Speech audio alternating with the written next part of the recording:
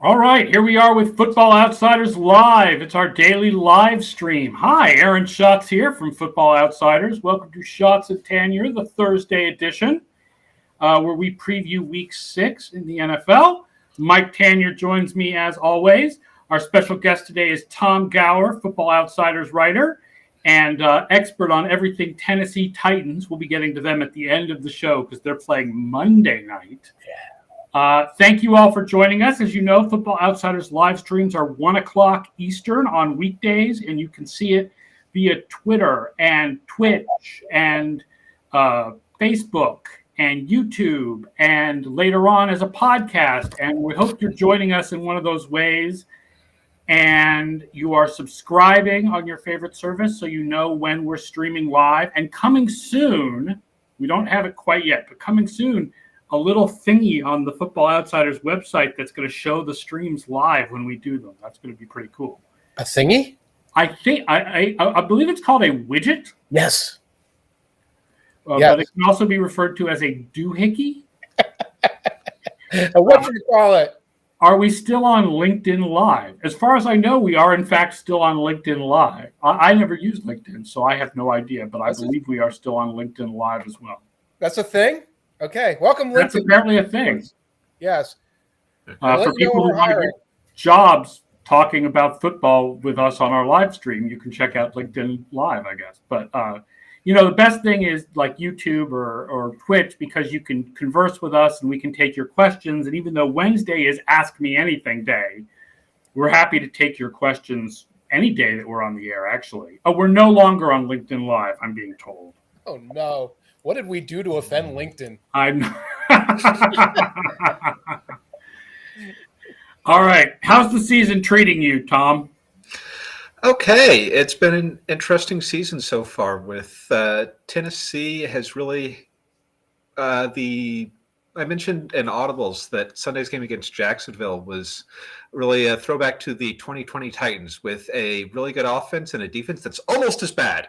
As opposed to we'll get into the Buffalo game a little later, as you mentioned, but that could be more of the 21 Titans defense through the first 4 games, game that's really about big plays by the opposing offense, as opposed to just 7 yards every other play.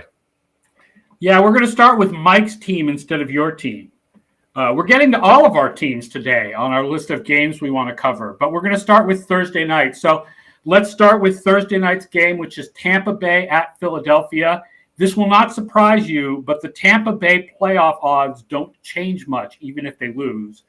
They make the playoffs in 97% of sims if they win, 88% if they lose.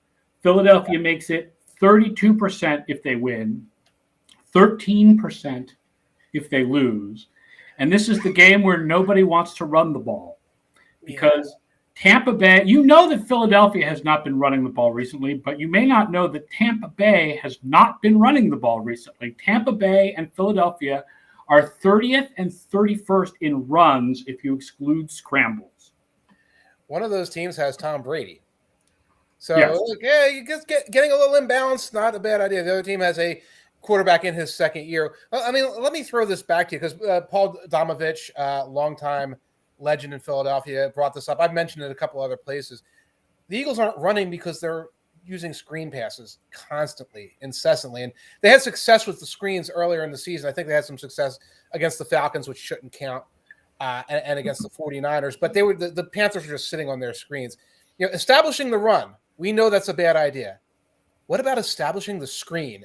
Is that a strategy that makes sense in football? It's interesting because no Levante David in this game, right? He's the bet, like him and White going sideline to stop screens. But,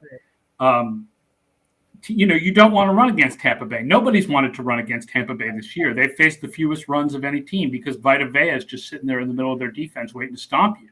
Right. I'd be worried about Vita Vea just spotting the screen because they're coached on it, because they've seen it a million times, and sliding out to blow that up as well, because he's got this ability. He's got the athleticism to break through the blocking. I will note Tampa Bay is 25th in DVOA against running backs as receivers. Ooh, wow. Maybe they're not that good at picking up the screen game. Yeah, and they have only had a few days to prepare for this. So who knows? Yeah, I was looking over the injury reports, and neither team practiced Monday, Tuesday, or Wednesday officially. I was going to say that can't be right. Like, I just wanted to double check the NFL's Wednesday injury report. If you go to the NFLcommunications.com, pull it up. It says neither team conducted a practice. There was an injury report for today. I don't know how recently. Yeah, and they do simulated injury reports, but okay, because you can't do a real injury report if you don't actually practice. Right. But I haven't paid attention to how teams are preparing for Monday night, but that struck me as unusual. That is unusual. I'd have to run through my email chain to find the Eagle stuff to see if they did a walkthrough. I'm guessing they did a walkthrough. Yeah, I would assume that both teams did a walkthrough or just something to prepare for the game. Right. It's not even like this is a big travel issue thing. You can zip up and back into Tampa very easily. So either way, I don't see, despite the DVOA numbers here, I don't see the Eagles being able to like use a lot of misdirection and do nothing but throw into the flats early and do anything to keep up with this Buccaneers offense. Well, that's the thing is, I think the Eagles offense based on DVOA has been a little bit better than the Tampa Bay defense, which I think is a surprise. We think of the Tampa Bay defense as being so good. It hasn't been so far this year. But the Tampa Bay offense just blows the Philadelphia defense out of the – like, even though the Philadelphia defense has been good, like the Tampa Bay offense has been so good that they blow the Philadelphia defense out of the water. And that's what I think about this game is, like, Philly's surprisingly strong in DVOA right now. 16th is better than I would have expected. If I wasn't looking at the numbers and you asked me how good Philadelphia was, I'd be like, I don't know, 23rd. Right. But Tampa Bay their offense is just phenomenal. And the thing is, it's so deep that, like, what do you try to stop? Yeah, and I don't think the Eagles have particularly deep defense. I mean, they're playing well on defense. Slay has a bunch of turnovers against Carolina, and that keeps them in the game last week. But it's not like, Eagles can go 3 deep, 4 deep at cornerback and then line up with these guys. That the Eagles have this great pass rush that can, like, stand up to the Tampa Bay Buccaneers offensive line. They can kind of keep things close. They can hold on for dear life, but I don't see that converting into a victory here. And Buccaneers' defensive weakness is the secondary, the injuries at the cornerbacks there. Now, the Eagles do have speed at wide receiver, but most of what they do, except for like taking one or two shots per game over the top with pretty good success, most of what they're doing in receivers, throwing receiver screens because the offense is so built around that. Yeah, and I don't know, is there really, like, how much of a difference is there really between the starting cornerbacks and the backup cornerbacks when it comes to tackling guys on receivers? Like, that doesn't seem to me to be like a big difference. So what do you expect from Philly defensively, Mike? Do you think they'll try to match up Slay with Evans and just try to play 10 on 10 with the other guys, or what do you expect from them? I don't think Slay matches up that well with Evans. So, I mean, that's one tactic, but it's not like Slay is this shutdown corner where it's like, okay, we've neutralized Mike Evans here. Yeah.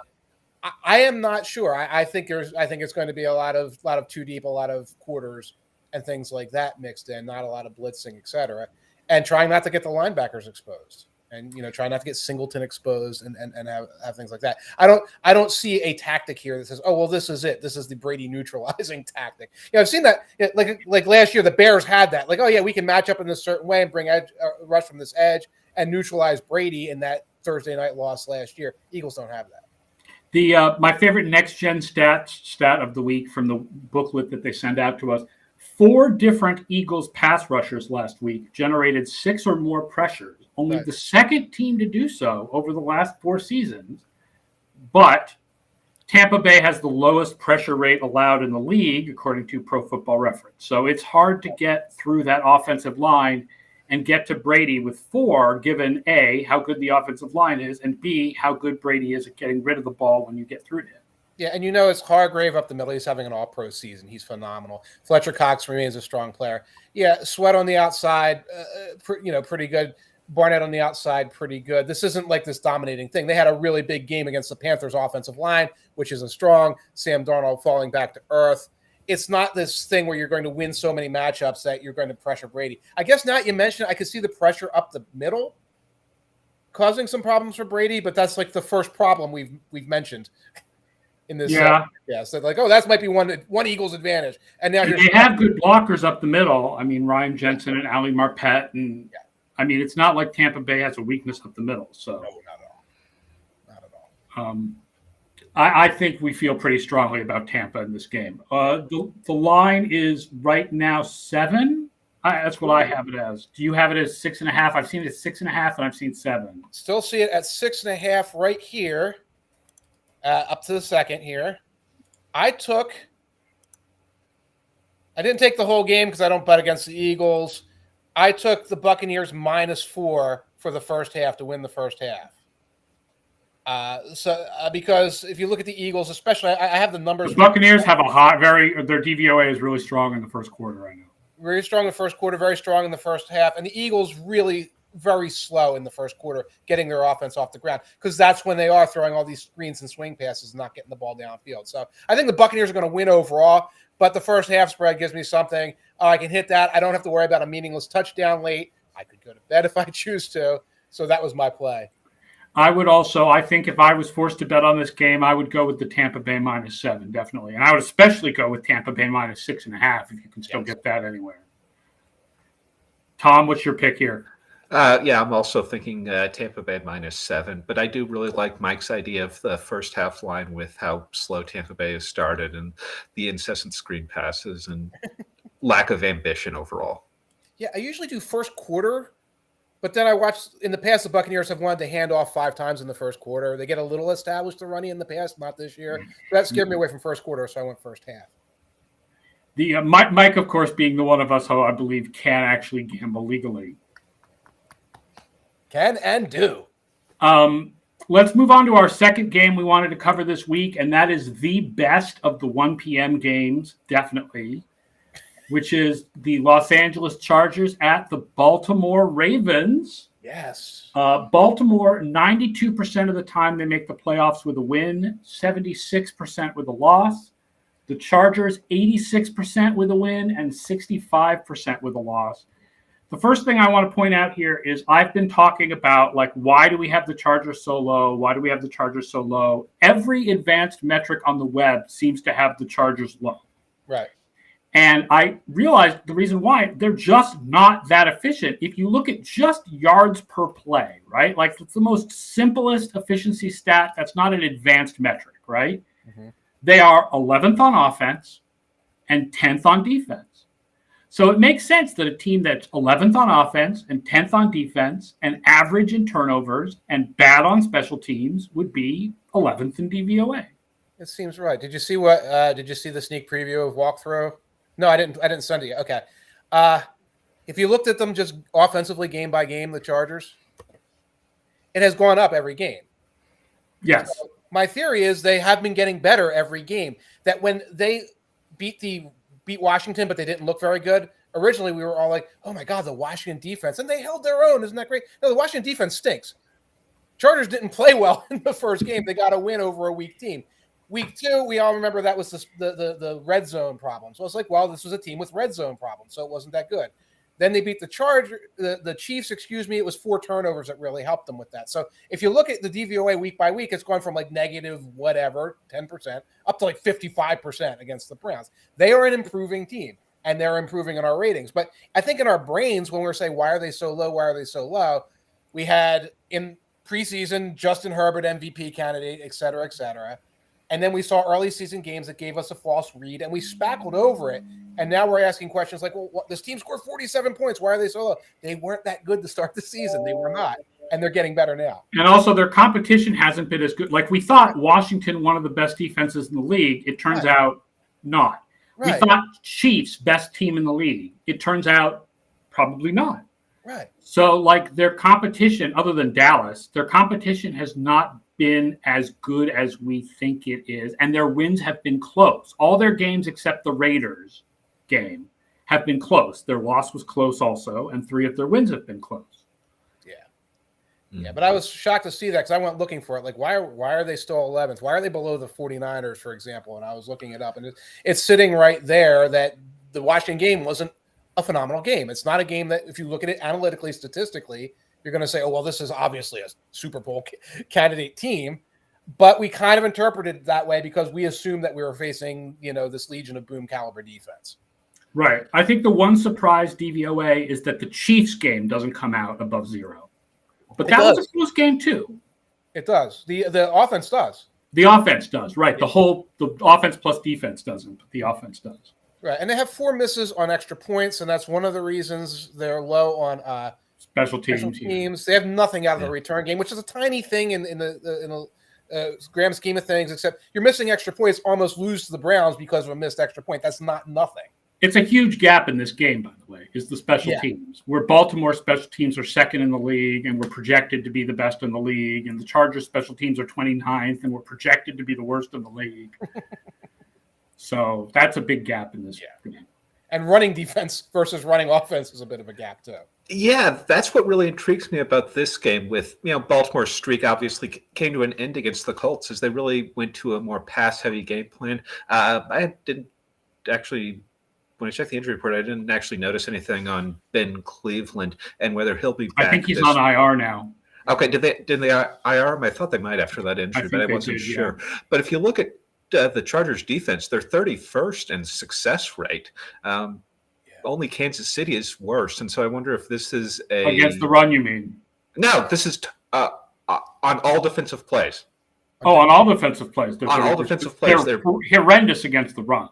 Yeah, they're horrendous against the run in particular. But just I didn't pull out separate run pass splits. But just if you look at all offensive plays, they have the worst success rate outside of Kansas City on defense. And so I wonder if this is and so I really wonder how Baltimore will look to approach this game if they try to work out some of their run game issues, or if they just try to double down on the strategy that was so successful against Indianapolis's questionable cornerback depth last week. They watched the Browns footage. They're going to try to run through the heart of that defense, and they don't care if Latavius Murray or the other kid. That was I've never seen a running game like that, short of like a high school field, in terms of how easily the Browns. Of course, the Browns have a great running game. We'll talk about that in a bit. How easy it was for the Browns. Ravens offense is best running up the middle. Chargers defense is worst stopping runs up the middle. Yeah, this is you have to exploit this. Let me throw a prop at you guys real quick. This is a DraftKings prop. So Lamar Jackson over 74.5 rushing, and Justin Herbert over, let's call it 300 passing yards. So Lamar over 75 rushing and Herbert over 300 passing plus 275. Smash or trash? I like the plus 275. I don't feel like Lamar's been running enough to get up to 75. That's a good point. And he wasn't running efficiently. And so I don't see that unless they really get the run game back to 2019 levels. And I think they have fundamental issues. So I don't. The matchup would have to be even more juicy than it is for me to want to have any part of Lamar rushing. Yeah, that is a low. It's not a lot of juice, but right now he's getting 68.2 yards per game rushing. Lamar at 6.1 a pop. So it's not. Is it that much? I feel like he's not running as much as usual. Maybe it's because of scrambles. Maybe it's because I'm thinking like designed runs. Yeah, I think there's more scrambles in there, and he did not look good on design runs. At all. I think. No, he didn't look like he was picking the right read. He was like running into guys like that. He should have been reading the different one and handing off when he kept and keeping when he handed off, and it didn't look like he was reading it right. Yeah, especially one in the goal line like that. I remember specific. Yeah, the timing and coordination is just off, and that's not defense specific. Yeah, let me give you 107 rushing yards for Lamar against the Chiefs, 86 in the opener against Vegas, but since then 58, 28, and 62. And he only ran 7 times each against Detroit. He didn't need to run. Probably did because and 7 against Denver, which I think that they were in control of that game. So, yeah, I don't know if I'm taking it. I just want to throw it out there. I mean, I like the Herbert 300. Yeah, agreed. Here's some numbers I was going to use yesterday if we talked about Lamar Jackson yesterday, but we didn't, so I have them for today. And that is Lamar Jackson's improvement passing to the outside is very real. So I'm not looking here at the SIS splits of the like far outside. I'm looking here at just the NFL's marking of just the sides, right?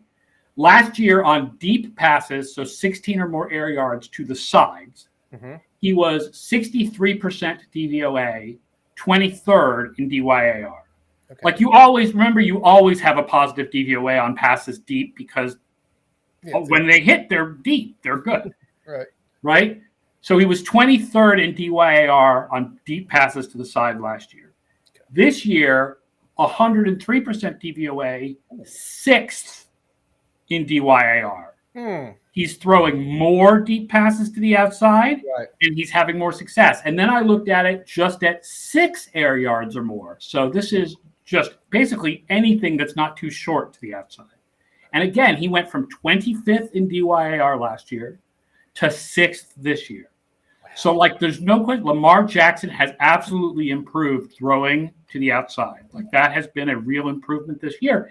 And it's shocking that Baltimore is better ranked passing than they are rushing. They're 7th passing and 16th rushing right now. And they needed it on Monday night where they got behind the Colts. And Tom knows, he's watched enough Titans games against the Ravens where it's like, yeah, get them on their backs, make them one-dimensional passing team, and you just beat them. That's not the case anymore, and that's a big deal in the AFC race. And they're getting Rashad Bateman back. Yes, he should be playing some. I'm not a full amount, but he should be playing some in this game. Have we said that every week?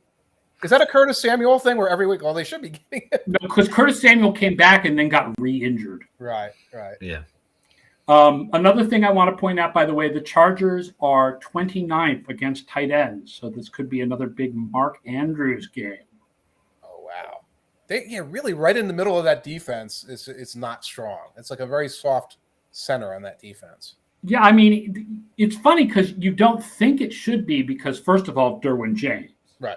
Mm-hmm. But Derwin James does so many different things that it's not like Derwin James is always covering the tight end or anything like that. Right. Kenneth Murray's good, but not great. Now he's injured, and now it's Drew Tranquil in his space. Yeah, and you got edge players. There's Bosa's an edge player, et cetera, and you have secondary guys. You don't say, well, this is the defensive tackle who's out there, starting the. Defensive tackle is a real problem for them. Jerry Tillery is not. Tillery is struggling. That Joey Suck says Baltimore's defense is like a truffle, hard on the outside, soft on the inside. He's right. Yes, that we were talking about the Chargers, but you're absolutely right about Baltimore, where Patrick Queen has just not performed up to his draft status. A truffle. Yeah. It's like a truffle. And to answer Joey Sucks' other question, just to get to it quickly, how are play action numbers looking this year? It seemed like they might have peaked last year in terms of both usage and efficiency. I am afraid to tell you the answer is I don't know. Because I would have to go look it up. It's not, I don't have it on the tip of my head, so it's hard to look up while we're doing the live stream. So I don't know whether teams are play actioning more this year than they did last year. I do know that apparently the Steelers are play actioning a little bit more than they did last year, but that would be impossible for them to play action less. Means they did it once. Yeah. They did it less. I'm sorry, but the truffle is like Wink Martindale said earlier that Justin Herbert could throw a strawberry through a battleship. That was an awesome line. I'm jealous I never wrote anything like that. That's poetry. So the game right now is Baltimore by 3. That's fine. I'm going with our numbers. I'm going with our numbers and ESPN's numbers and the Athletics numbers. Like everybody who does advanced stats has the Chargers lower than the Ravens. I'm going with the Ravens. I would say Ravens -3, yes. And I got them at 2.5 sitting right now. So 2.5, definitely. I'm going to grab it. Yeah. I'd love to disagree with you too now, but we're all high on the Ravens. I would one of these weeks I'd like the Chargers to lose and make me feel like I know what I'm talking about. They keep winning these close games and making me feel like a fool, but it would be nice. The other interesting thing about this game is it's last week was 2 of the most aggressive analytical teams, but this week is also 2 of the most aggressive analytical teams. And you know what?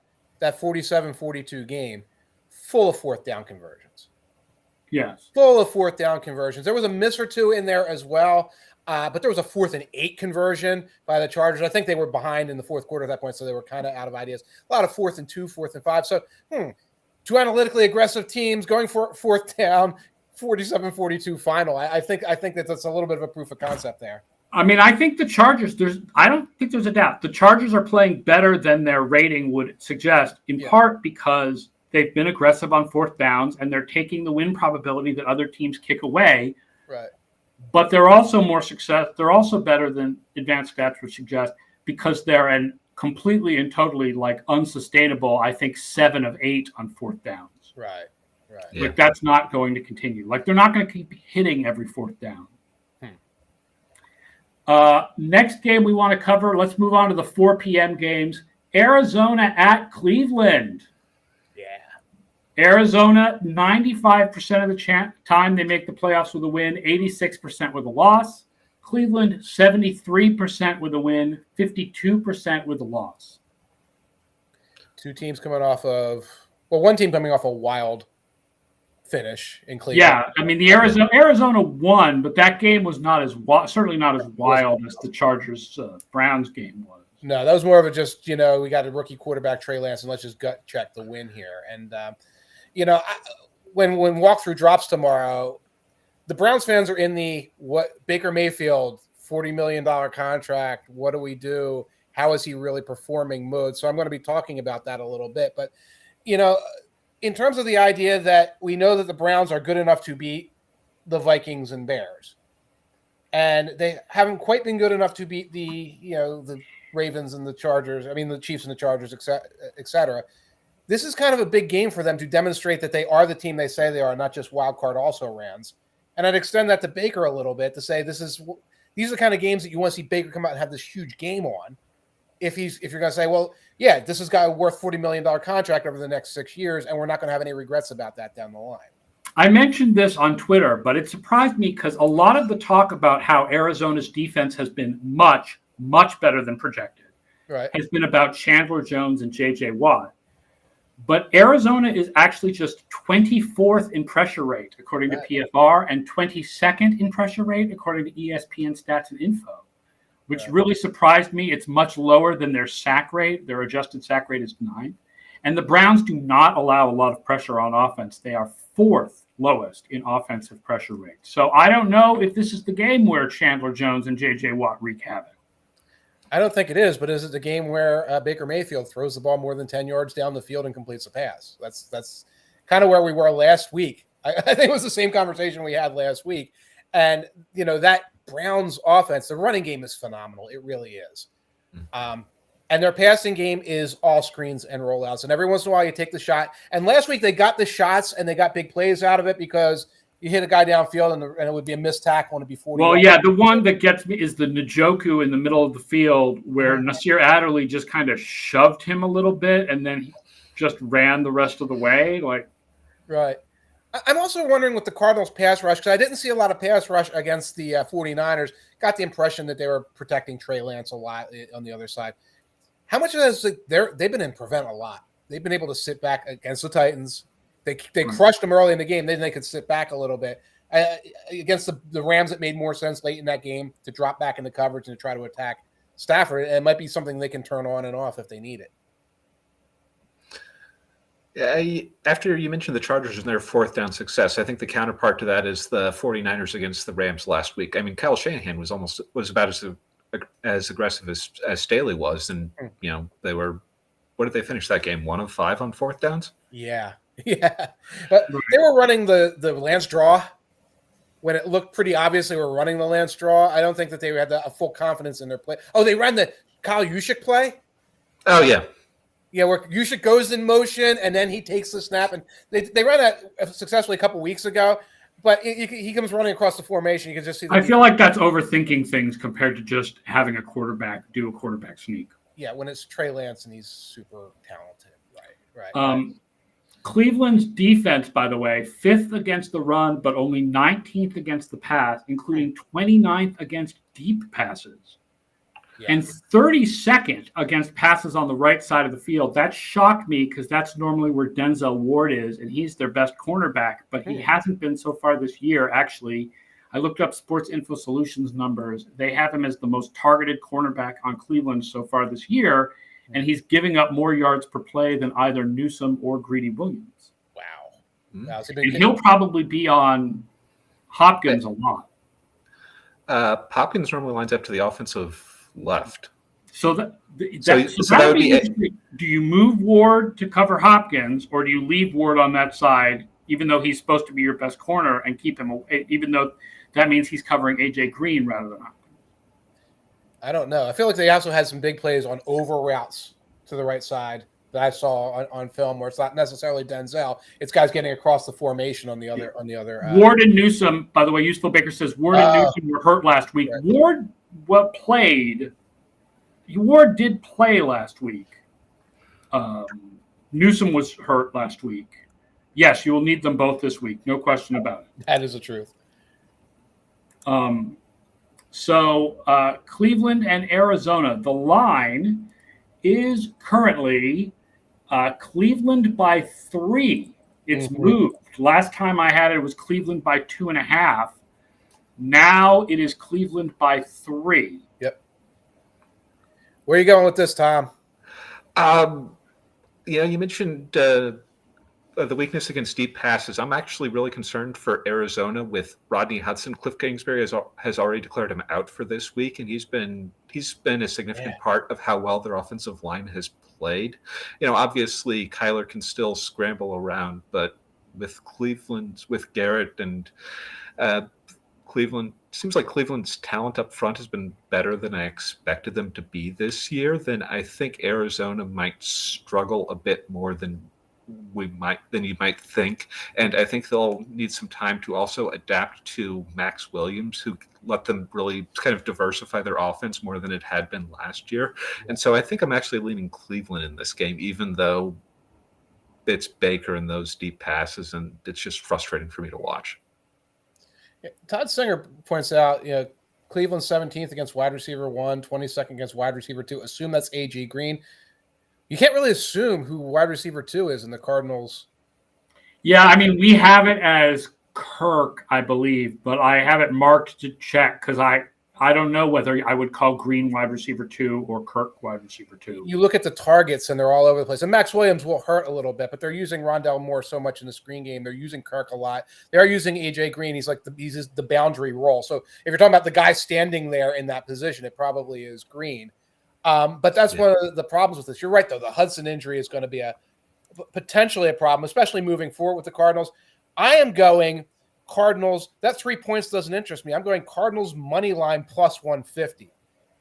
I like the idea of getting 3-point cushion, but I think the Cardinals are going to win straight up. I'm comfortable with that, so I'm going to get a bigger payout. So I'm going Cardinals with the money line plus 150. So you like the Cardinals to go to 6-0? Yeah, you know what? And I write about it in walkthrough. It's like my reasons to be worried are almost like gambler's fallacy type reasons. Like, they're due for that game. Like, it's not due. No one's due for anything.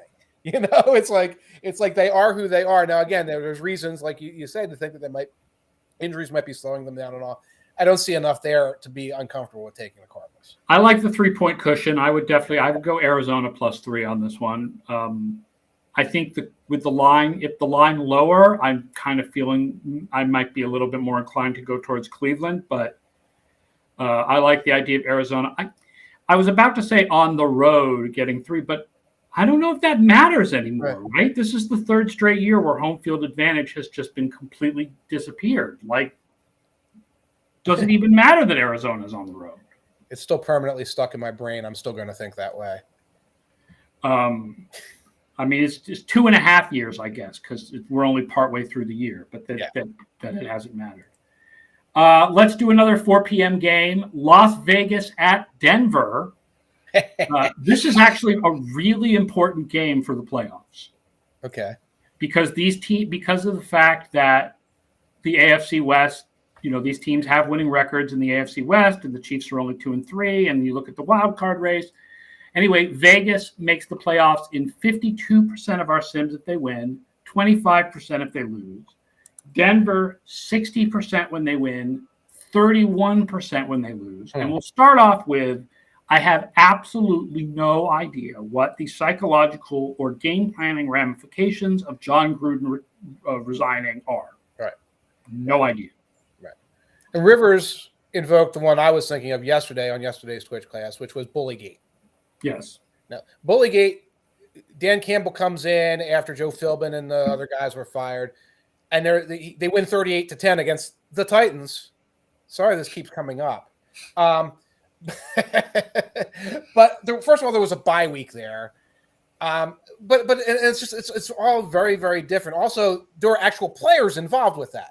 So we're not talking about in Bullygate some sort of psychological ramification type thing so much as, the starting offensive line had to be readjusted and shuffled because guys who were Pro Bowlers before were out the door and things like that. So it's almost like we've got one data point and it's garbage. I mean, my gut tells me this is a kind of distraction, quote unquote, that guys can't just tune out. It's a little bit bigger than that. But I don't know. That's just speculation. The Las Vegas passing game, I'll point out, has declined. It was, kind of underrated the last couple of years. But the Las Vegas passing game is down to 20th in DVOA, and their running game has been terrible all year. It's 30th. Yeah. And we've seen Greg Olson offenses a couple times before, and it's like his best work is 2013 in Oakland when he was recovering from the ill-fated Greg Knapp zone blocking experiment, and that was not a good team, and that was not a good offense. He's been there. He was with the Rams. We've seen him with the Jaguars. It's hard to have a lot of confidence. I mean, as you've wrote about John Gruden's ability to come out with some useful plays and get into a rhythm sometimes with how he's attacking a defense, and it's hard to see. And that was Gruden at his best, as opposed to Gruden at everything else Gruden did, both on and off the field. Yeah. So it's hard to see Olsen getting in that same kind of rhythm. It's hard for me to be bullish on the Vegas offense going forward. No, there were a lot of guys who I think were at the absolute maxed out early in the season, how they were playing. Brian Johnson maxed out. Hunter Renfrow was kind of maxed out along the way there. And those guys are and they're not bad players, but they're just kind of going back to being who they were, pretty good, all-purpose slot guy, decent possession guy, not this higher level thing where they're rocking off 25-yard gains every week. And you're right. I think, Gruden's strength was that he could come up with a customized game plan.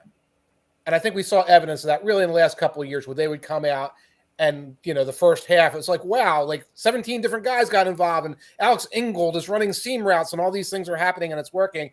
That's gone now and it's replaced with a vanilla at best coordinator. The flip side of this is the Broncos are just an injury report. That they're not even a team anymore. Yeah, I mean, they've declined since they're starting 3-0. There's no question about it. Raiders are 25th against tight ends, so this could be a big Noah Fant game. It might be because they've got to feed a lot of things through him and the other tight end whose name I can't pronounce. Very funny. No, I think other tight end is injured. Oh gosh, well I don't have to worry about pronouncing his other name. Tight end with the African name we can't pronounce, I believe Albert something. Albert O. Is injured. Like I think it's Cortland Sutton and Noah Fant, and then you get to like Kendall Hinton. And Sutton didn't look that. I mean, he actually looked good late in the fourth quarter. They fired it down the sidelines. Early in the game, they were having a hard time getting the ball to him. So it comes down to, I was impressed in the fourth quarter by the Broncos because it was gut check time there. And then Teddy Bridgewater starts opening it up and throwing downfield and converting some fourth downs. That's the team I think can come out and get a win against the Raiders. I just don't know what that team's going to do 4, 5, 6 weeks down the line when it has to try and get wins against the Chargers and the Chiefs. Yeah, so we've got Denver favored by 3.5 in this one. Yeah. It has moved. It started at 2.5 and it's moved to 3.5, and I'm feeling Denver. I'm sorry. Coach getting fired under a shroud of racism is 1 point. like see the world through this prism. I like the Broncos. I'm going to stay away from the game because I don't necessarily like at 3.5. Like 2.5 was better, that field goal win. But I would lean toward the Broncos. And this is if you're just telling me this game in general, I would stay away from it. I'm just not confident in what I'm going to get from the Raiders this week. But you're making me take a choice. I'll take the Broncos 3.5. Yeah, I guess you're right about the not knowing the sort of psychological effects on the Raiders, but I think I feel a little bit better about the Broncos than you guys do. So, yeah, I don't even want to watch this game though. That's the thing. Ooh, well, you don't have to because it's not the national game. The game that's going to most of the nation is Dallas at New England. Oh, so there's baseball playoffs. That's why there's only 3-4 o'clocks, right? I think that might be it, but I think more that it's just because we're down to 14 games instead of 16 this week, and so there's only 3-4 o'clocks. Inject Cardinals Browns into my brains, into my veins. Let's talk about Cardinals Cowboys Patriots. Yeah, I mean, the thing is, this is not the best of the 4 p.m. games, but this is the one that is going to most of the country because the country loves Dallas. We think. Well, I mean, because the television executives have research that shows that the country loves Dallas, and they give us Dallas on these national games. We got Dallas against the Giants last week. We're getting Dallas against New England this week. Yeah, and it's probably going to be a similar feeling kind of game, I think. Dallas makes the playoffs in 94% of the sims if they win, 85 if they lose. So this is not that important to them. New England, 49% of the chances of the sims if they win, 28% if they lose. So it's a big one for Patriots. Well, they're all big. I mean, for the teams that are like, if you're 2-3 and you're trying to get back into the wild card hunt, they're all big, 3-2 or 2-3. That's why the game is big for Vegas and Denver too. Right. But for Dallas, they've got such a lead on their division that an out of conference loss is not going to mean much for them because it's not going to come up. God forbid they lose their lead in the NFC East. It's not probably going to come up. So right. How's it? I can't wait. This is not. One of the tiebreakers is common games. This is the 17th game. So this is not a common game with Philadelphia and Washington. Right. This is a game that only Dallas plays. That's another reason why it's not important for tiebreakers. Convince me that this isn't going to be a Cowboys romp. Convince me, if you can. Oh, I was going to ask you to convince me. I'm sorry. Tom, convince us. Convince us. This is not going to be a Dallas. Bill Belichick still has some game planning tricks that he can use against Dak Prescott. Dallas has come out with some very run-heavy game plans the last couple of weeks. They're completely not the team that just threw the ball on basically every play against the Buccaneers in week 1. You have a little bit of, Dak. The first half of the Giants game was competitive. It was like Dak was almost trying to. He had 3-4 near turnover plays. That game stayed competitive. The Dallas defense has improved. It's still not great. Mac Jones is really good at throwing the ball 3 yards downfield. That's a way to sustain offense some of the time. This could stay, like last week's Giants game, this could stay competitive into the third quarter. And then I expect Dallas could pull away, and then, it wouldn't be out of bounds for New England to, get a late touchdown, make it. So the game has a margin that reflects that it's kind of close, even though it never felt like New England was seriously going to win the game. But that's my sort of best case. I was going to say the problem with the run-heavy offense is the Patriots' defense is 8th against the pass, but 22nd against the run. I mean, so that actually would be attacking the weakness of the Patriots' defense to run the ball a lot. It's it's even in a relatively favorable matchup, you still have you face 3 3rd and 2s on a drive. You have to convert all of them, and that's not likely. But the Cowboys are running the ball real well. It's a diverse. Yeah, they are. It's not. Yeah, it's not one of these things where it's like they're just handing off tackle. They're using both backs. They're putting both backs on the field at the same time. Patriots have been outscored 21-10 in the first quarter. Patriots have only scored 10 first quarter points this year. Cowboys in the first quarter outscore opponents 45-27.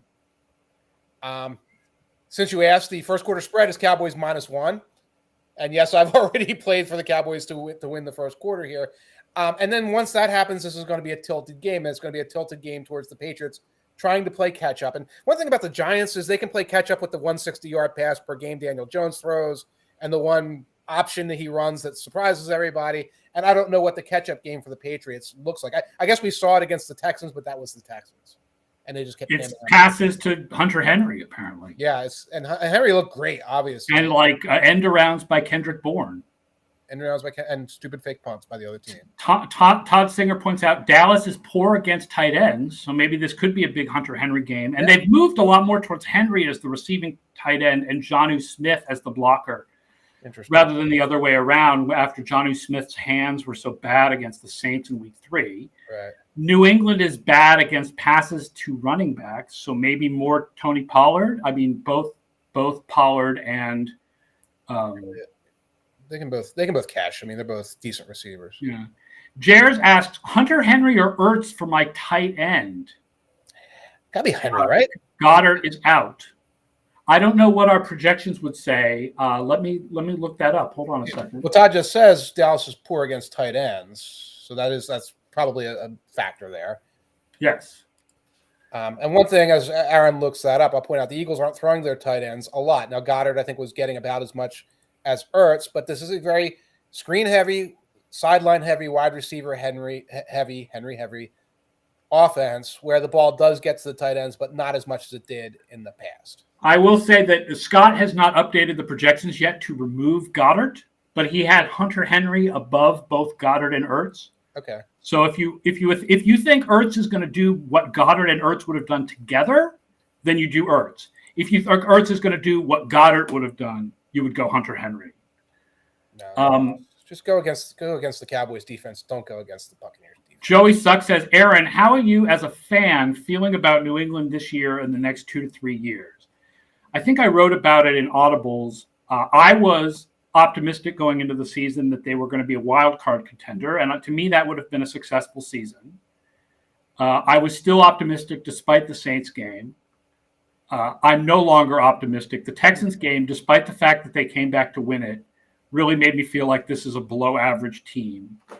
I think Mac Jones can be a really strong win with quarterback. He's not going to be a win because of quarterback, but I think he can be a really strong win with quarterback. The thing is, I don't feel that confident about Belichick's ability to put a team around him that carries him to victory. Because I don't like Belichick the GM as much as I like Belichick the coach. Like Belichick the coach will coach up the roster that Belichick the GM makes mistakes with. Right. Right? Like we look at the defensive spending in the offseason came out, I think, pretty well. Judon looks awesome. Godshow is good. Mills has been useful. The offensive Henry Anderson before he got hurt. The offensive spending looks lousy. Right. The fact that they made Henry and Smith like the 2 of the top 5 tight ends in the league looks ridiculous now, and they're barely getting the ball to Aguilar. The only offensive purchase that looks good is Kendrick Bourne. Right. So I guess what I feel like is they're in line to be a team that is an average team where Belichick's coaching could get them above average, but I don't think they're going to be a major Super Bowl contender. I just don't have enough confidence in Belichick, the GM. And Todd Singer says, if New England can just hit on drafting a wide receiver 1, but how many years have we said that? Belichick has proven to not be good at drafting wide receivers. Right.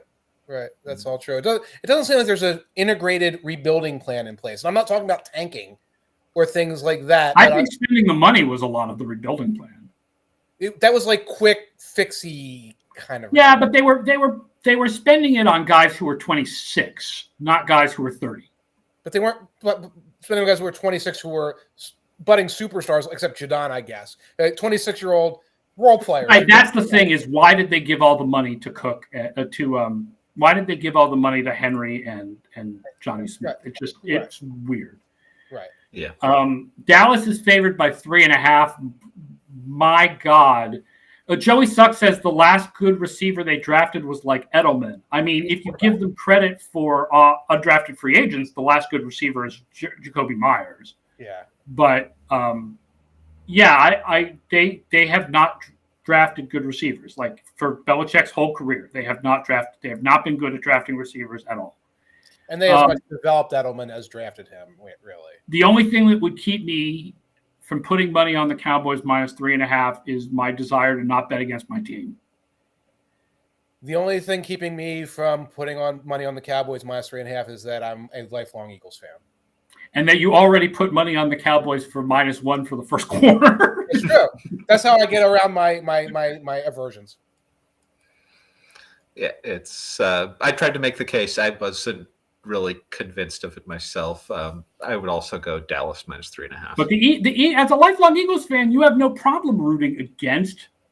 Well, I guess because you don't want to have to be rooting for the Cowboys, the same way that I don't want to have to be rooting against the Patriots. Right. And again, I can sort of like say, oh, it's the first quarter. It's like a goofy little prop, and then it doesn't really affect the outcome of the game. So, that is the little things you do to trick your brain. Just one other stat, by the way, that I put down here. Dallas is susceptible to passes in the middle of the field, both short, middle, and deep middle.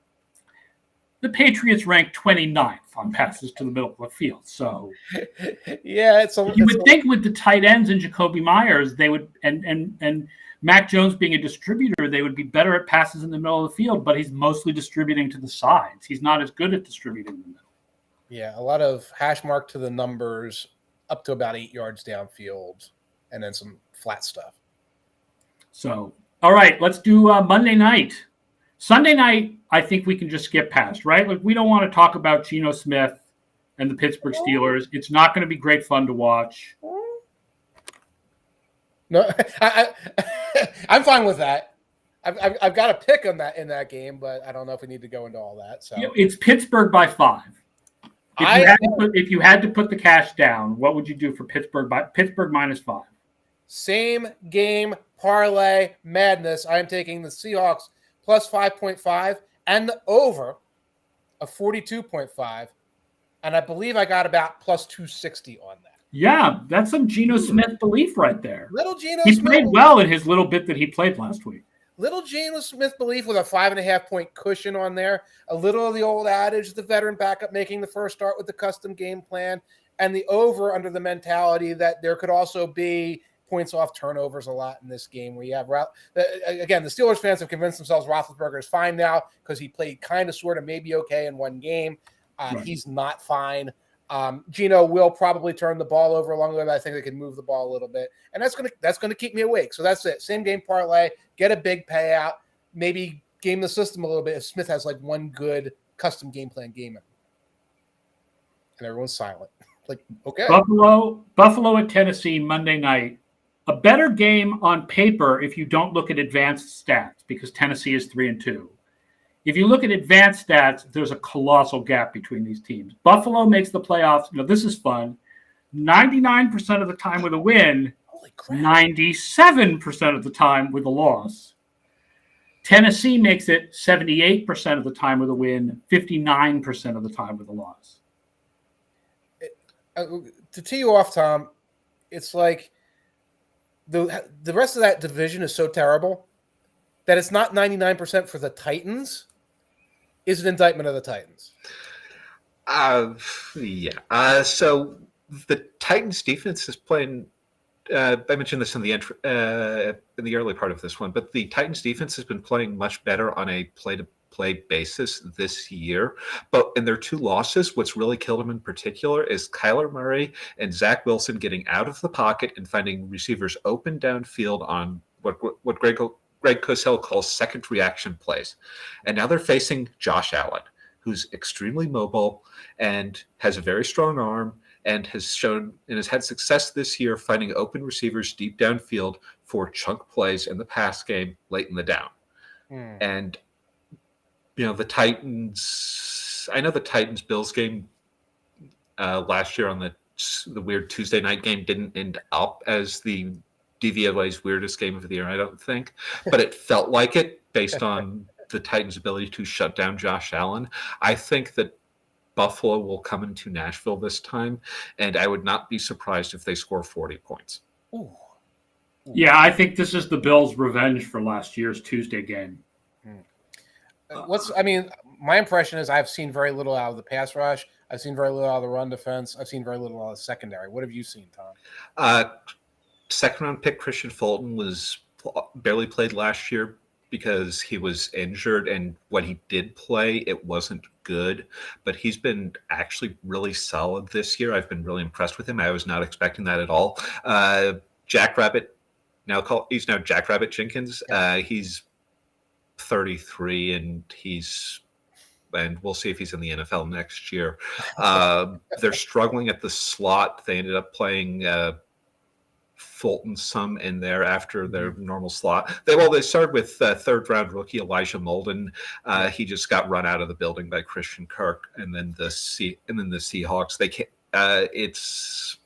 He's probably now a safety project rather than the current nickel. So they're starting with. So they're really searching for answers in the secondary. And Harold Landry's had a really good fourth season so far. I really like him, but Bud Dupree admitted he shouldn't have tried to play that soon coming off his ACL injury. Oh, wow. I'm not expecting him to play this week, and if he does, I'm not expecting much from him. Jeffrey Simmons has not made the leap as a pass rusher. Their overall defensive line depth in terms of pass rush is better with Danico Autry, but overall it's hard for me to see them really slowing down Buffalo's offense. And the run game has been, and then so it's up to Tennessee's offense to keep pace scoring, and they haven't operated with much efficiency most of the season.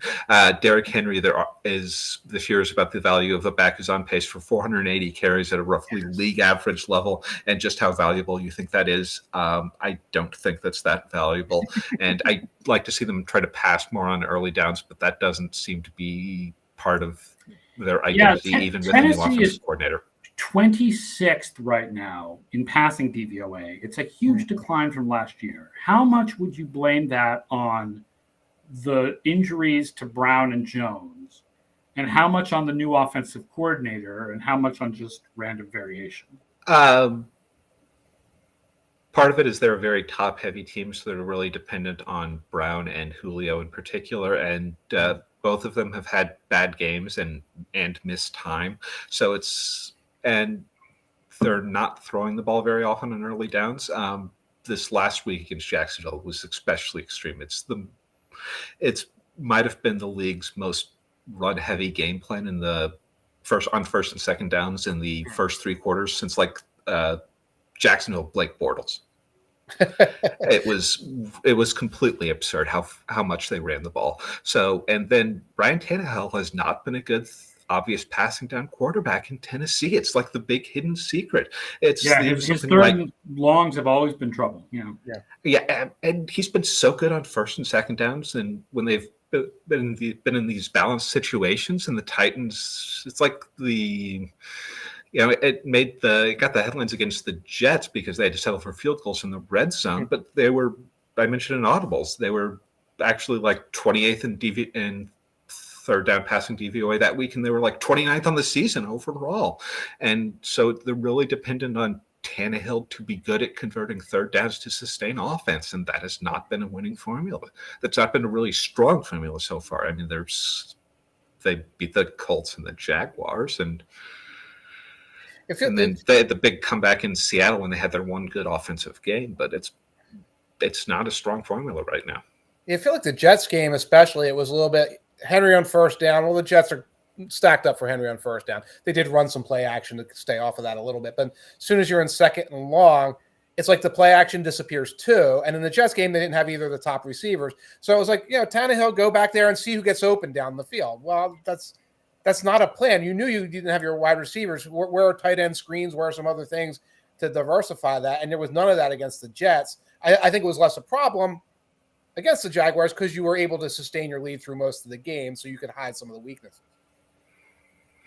It's a fragile formula right now, and I feel like we're still not sure exactly how good Buffalo's defense is and where they might be vulnerable. I just haven't looked at them closely enough to try to figure that out yet, but it's hard to see Tennessee sticking with their basic game plan and having as much success as I expect Buffalo to against the Tennessee defense.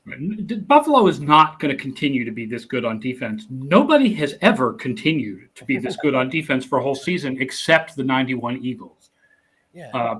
But I think that this hot start and the fact that they did it against Kansas City, that it's not just one game against Houston, does suggest this may be the best defense in the league this year in the long run. Right.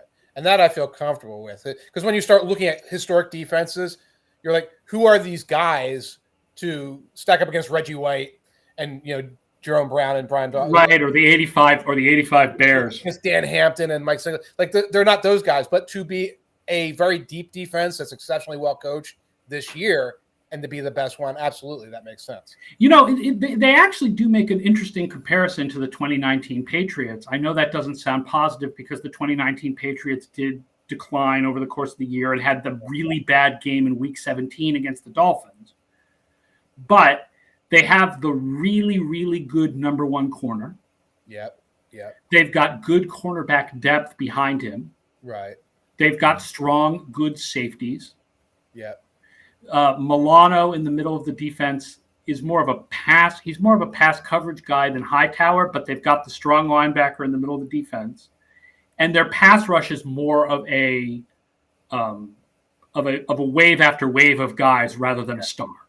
Right, that's it. Where you can go, we bring in guys, bring Rousseau in off the bench, or have AJ Epinesa coming in different things. So yeah, it's like, double cover one guy in your set. You can't do that against the Bills. R.I.P. Malcolm Mitchell. Oh, I guess that goes back to the discussion of who's the last good receiver the Patriots drafted. I remember him. Yeah. Yeah, he had one good year, and then he's like the Greg Cook of receivers. We'll never know. We'll never know how good he would have been in the long run.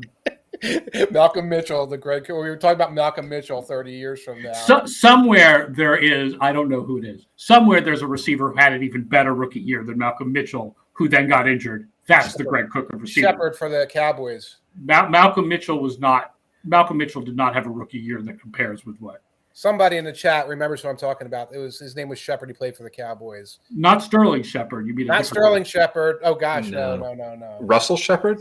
Sherrard, Mike Sherrard. Oh, Mike Sherrard. Sherrard had a great rookie year and then kept getting like Jason Verrett level injured for several years after that. Yeah, I was going to say Michael Clayton, but Michael Clayton just sucked. He didn't get injured. He just all of a sudden sucked. Right. After his awesome rookie year.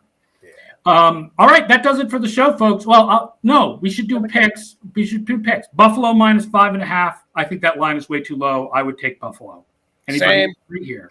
I'm a glass half empty Titans fan. It's Buffalo minus 5.5. All right, Buffalo minus. We all love Buffalo minus 5.5. Get it while you can. Thank you all for tuning into the show, folks. I'm Aaron Schatz. That's Mike Tanier. That's Tom Gower. Football Outsiders live stream is on all of these streaming places and steaming. They're steaming hot streaming places. 1 p.m. Eastern on weekdays. And then afterwards on YouTube, as well as the Football Outsiders Podcast Network. Please rate the show. Please subscribe. And tomorrow, please come back at 1 p.m. for Scott Spratt and guest discussing fantasy football and your DFS slate for week 6. And thank you for tuning in to Schatz and Tanier. And everybody enjoyed Tampa Bay Philly tonight. We'll talk to you tomorrow, or at least Scott will. Scott will talk to you tomorrow.